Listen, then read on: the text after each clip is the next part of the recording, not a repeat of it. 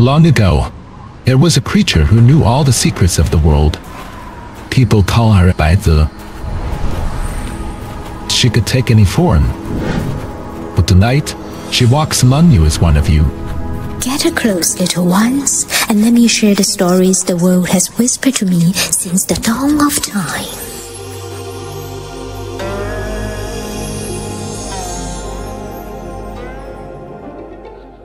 Essential to all Chinese kitchens, the huo is a highly versatile cookware that can be used for so much more than stir-minus frying. The dome-shaped pan is a great tool for deep frying, braising, casseroling, roasting, steaming, smoking, and even making soup with. The huo as companion, huochan is a shovel-like spatula with a curvature designed to complement the wok's soft angles, often used for tossing and mixing.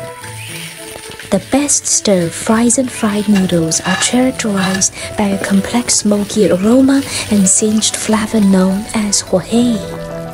Literally the breath of the wok.